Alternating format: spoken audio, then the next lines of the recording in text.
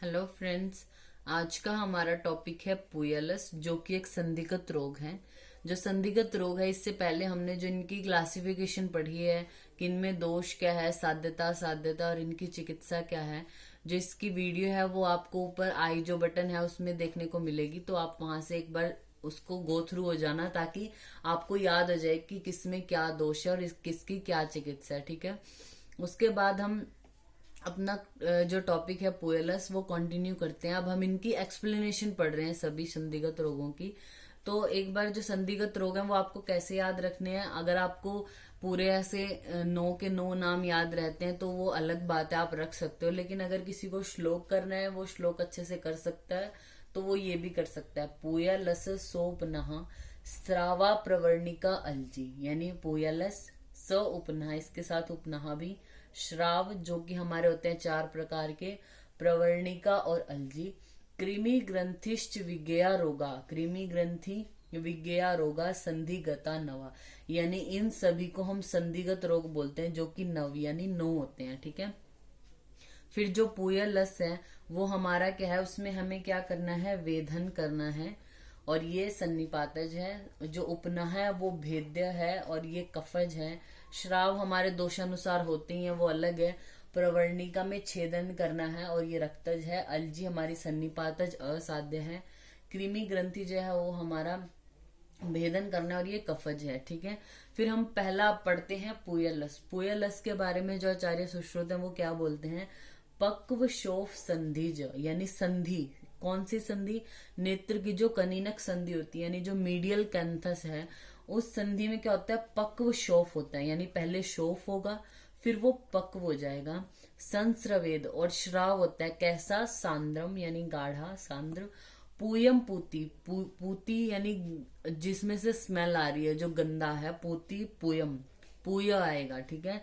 यानी पस आएगी, पुयलस्सा, इसीलिए हम उसको पुयलस कहते हैं। ठीक है।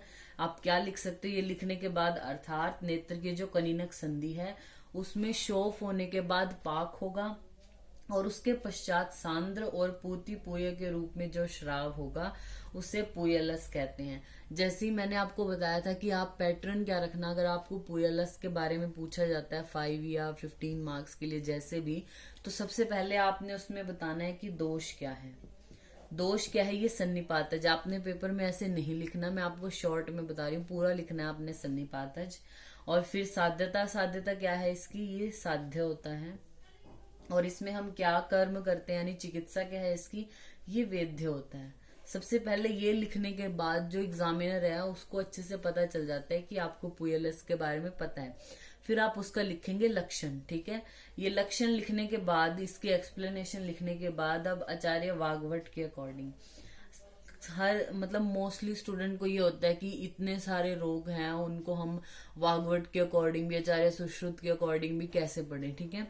तो अगर आपको, आप एक याद कर लीजिए अच्छे से, अगर आपको आचार्य सुश्रुत के अकॉर्डिंग बहुत अच्छे से याद है तो आप आचार्य वाग्भट के अकॉर्डिंग लिख सकते हैं। क्यों, क्योंकि ये भी सेम ही बोलते हैं, बस कुछ चीजें होती हैं कई व्याधियों में अलग होती हैं। जैसे इन्होंने अगर कोई संधि बोली है तो बस आपको याद रखना है कि वाग्भट ने भी वही संधि बोली है या नहीं है, कोई और संधि में बोला है, जो यानी स्पेसिफिक अलग फीचर बोला है वो आपको सिर्फ याद रखना है। इसमें क्या बोला है, आचार्य वाग्भट में बोलते हैं कि नेत्र की कनीनक संधि में शोफ होता है और सूक्ष्म व्रण होता है। पहले इन्होंने बोला है कि सरम्भ युक्त सूक्ष्म व्रण होता है और उसके फूटने के बाद वेदना युक्त पुयश्राव होता है। ये उन्होंने भी बोला है कि पुयश्राव होता है, सांद्र होता है, ये सब।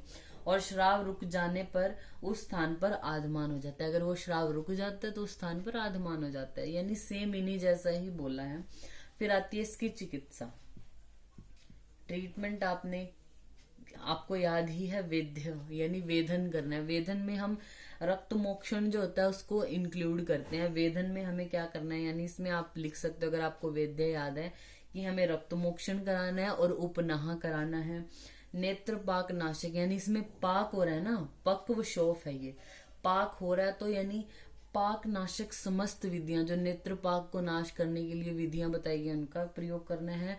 और काशी सादी रस क्रियांजन यूज करना है। काशी सादी क्या, यानी काशी, सेंधव और अदरक को मधु में मिलाकर करके हमने उसका अंजन बनाना है और आंखों में प्रयोग करना है। या फिर कासी, सैंधव, अदरक, ताम्र भस्म और लोह भस्म को मधु में मिलाकर खरल में डाल के उसका अंजन बना के नेत्र में प्रयोग करना है। ये चिकित्सा लिखने के बाद आचार्य वाग्भट बोलते हैं, वो भी नॉर्मल ट्रीटमेंट ऐसा ही बोलते हैं कि नेत्रपाक नाशक चिकित्सा करो, ये सब ये बोलते हैं। इनका मेन क्या है चिकित्सा में कि अगर चिकित्सा करने से उपरोक्त जो आपको बोली है उसको चिकित्सा करने से फिर भी रोग शांत नहीं हुआ तो जो सूक्ष्म शलाका है उससे दहन कर्म करने को बोला है। तो ये इंपॉर्टेंट है इनका, दहन कर्म करने को बोला है सूक्ष्म शलाका से, ठीक है।